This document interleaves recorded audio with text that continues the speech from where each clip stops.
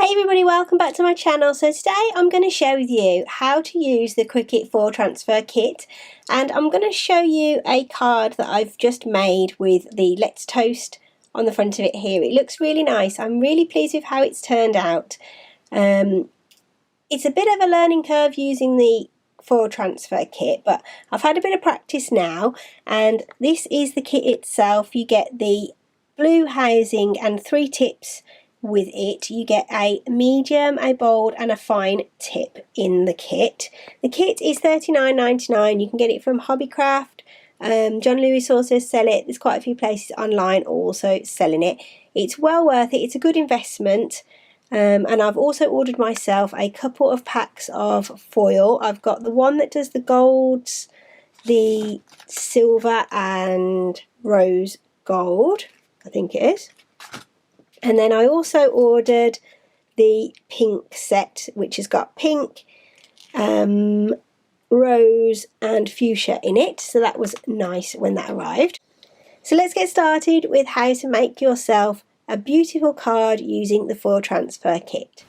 So I've bought these cards from the local warehouse and they are already scored, so they make life a little bit easier. And with foiling, I've found that it's easier to actually do it onto a separate piece of card and then actually attach it onto your card. So that's what I'm going to do today. So this is going to be my base layer for my card, but I'm going to actually foil onto a piece of pearlized card, and I'm going to use gold. So I've got some gold sheets of card. So I'm just going to set my mat up as normal. This mat is not very sticky at all, so I think it's going to really benefit from having the foil on top of it. So what I'm going to do now is I've chosen a design on Design Space that I'm going to use, and I'm just going to measure my card because on the packaging it's in inches and I like to work in centimetres. So this is 12.5 square. So let's make a box or shape on the screen that is, I want it to be a little bit smaller than that. So say 11.5 centimetres. So we just unlock the padlock and we want it to be square, and then lock that back up again. I'm going to do send to back, so just right click or double tap if it's a Mac that you're using, and then we're going to select all and I'm going to align it in the center. Okay, so that is going to now cut the box, and it's going to use the foil to draw this part. So what I'm going to do is attach it. So let's do select all again and go down to attach, hit attach, and now that's made that into one layer on there. So let's go to make it. Okay, and that's exactly what we want it to be like. So it's going to use medium foil and it's going to do a basic cut, which we can see just up here on the left hand side. So let's click on continue, and the machine's going to tell us what we need to do next. So this cardstock is 310 GSM, so let's see if we can find, in fact I'm going to just use poster board because I like that setting generally. So okay, so it's telling me I need to load my medium foil transfer tool tip, which is the one with the 2 lines on there. Just going to quickly pop out my bold tip and change it for my medium tip, nice and easy to do, and then just reinstall that back into clamp B. I've chosen the gold foil to use on this. I think it'll be a nice contrast with the champagne gold coloured pearlized card. I think it will show up nicely. What do you think? So I'm just going to look at the mat now and see where the foiling is going to happen. So I need to match it up on my actual physical mat. So I can see the foiling is going to be between 1 centimetre and 11 centimetres, and I think it's going to be too big. So I'm going to have to go back to my mat and shrink it. So the reason that we need to shrink it is because the actual sheets of foil are only 10 centimetres by 15, and we need to allow a little bit of a sort of seam allowance around the edge. so that when we put the tape on, we're not going to be trying to foil over where the tape is, because there won't be enough pressure then to apply that to the actual card design. So I've just decided as well that I'm going to cut another square out in a different type of card just to go around this square, and when I apply it to the design, it'll just jazz it up a little bit more, make it a feature. Right, I'm happy now looking at that's going to foil in the right spot. So the foil always goes with the coloured side up like this, and then I'm just going to get some masking tape and pop that on there. And it's important to get your foil as taut as you can. So what I do is I just pop it on the top and pull so that it keeps it taut. I don't think that the Cricut tape would actually damage this type of card because it's very shiny, but I've just got the masking tape on hand and it's easier to use, I think, than the Cricut tape. So we might need to trim this piece down because it's over the edge and we don't want it to be over the edge. So another little bit on. I'll show you in a second the problem I got with the Cricut tape. And then I'm just going to get my knife and just cut that off there. So it's still holding the card on, but it's not overlapping onto the mat. So that's what we're going to do there. Just a bit of that. Okay, so now we're ready to carry on with our machine. And one of the problems that I have encountered is that when I peel back the tape to remove the foil from the finished item, it's actually pulling up the top surface of the cardstock. So it's happened along here, along this line, and it's also happened at the very top of the card there. So this was just another practice card that I've made just to see what it was like really, and it's come out really pretty. It looks lovely, but unfortunately it was ruined by the tape. Okay, so I'm just going to choose poster board, and then again I've got my foil tip already installed in the machine, so we're just going to load our mat and watch it do its thing. So it's telling me that we've got the foil tip loaded with the medium tip in there.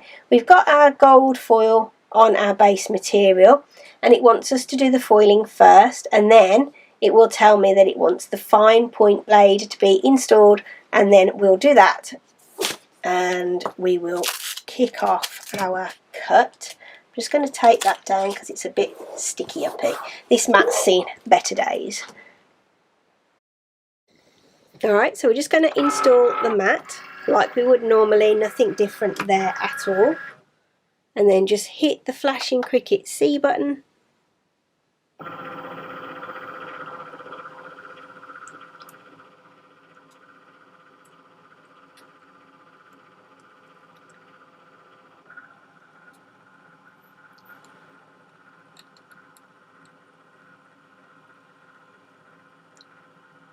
What it's doing now is probably a little bit different to what it would do if it was using another tool in there, but just to get it going.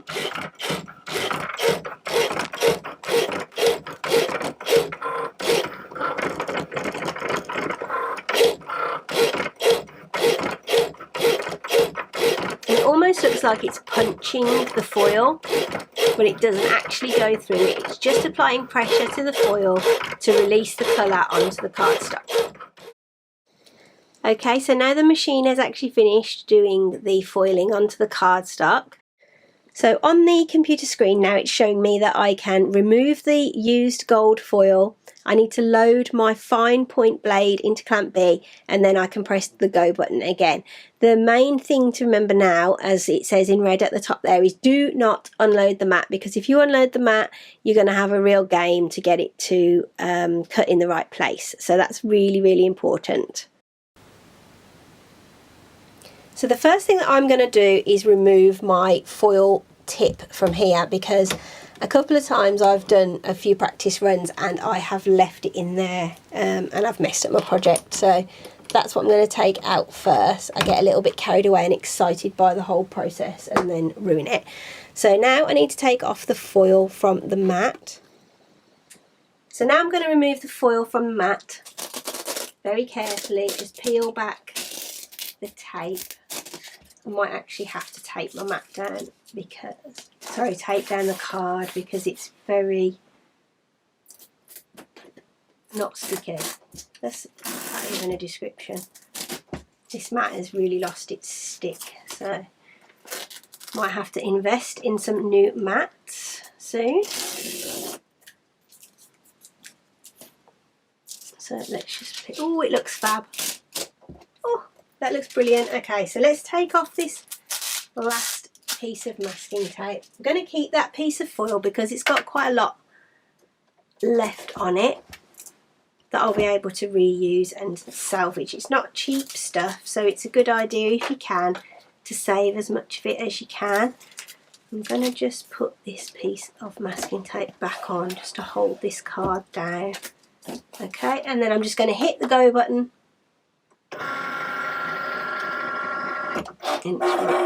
Just detecting the new tool change, and then it will cut the box. So this is our piece of foil that we've used, and you can see that the machine has pressed all of the colour out of the sections where it's transferred it onto the cardstock, and on the back it looks like this. So what I'm going to do is cut off this piece and just keep that in my wallet that all the foil came in, and I'll probably be able to use that on another smaller project later on, so we can keep that piece to reuse, which is really good. So let's put that to one side for now. Now we can take off the masking tape from our little sheet that we've just done. I think the masking tape has worked a million times better than the Cricut tape, if I'm 100% honest. I'm not sure I'm going to use the Cricut tape again. Masking tape's just so cheap and easy to use and doesn't leave any residue. It's left nothing on the card. It's not pulled any card off or anything like that, which is lovely. So because this card is not stuck too well to the mat because the mat's old. So this piece of card again we can reuse.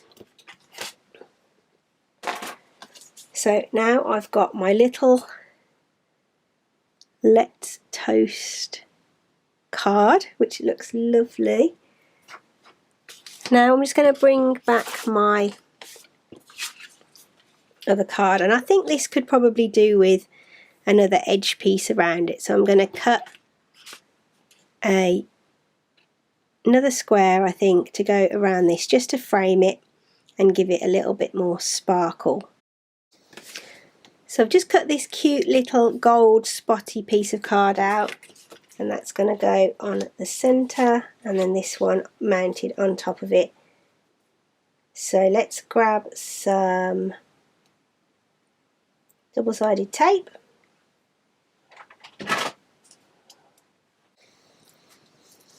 So I'm just going to tape these onto here.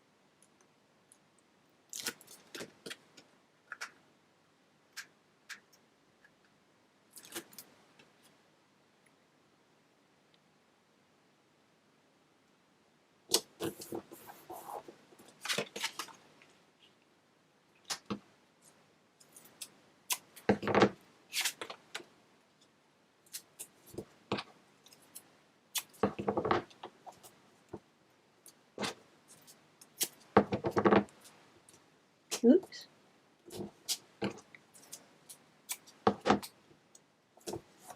This is just pound shop double-sided tape. It's not expensive stuff, but it's really, really good. It's really sticky. I use it for loads of projects. Make sure you've got it on in the right place though, because once you've got it on you can't get it back off. Okay, make sure we've got that the right way round.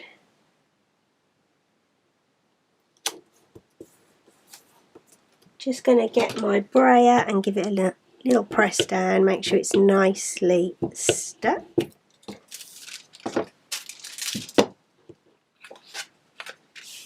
And again, let's give it a roll to fold it nice and crisply. There we go.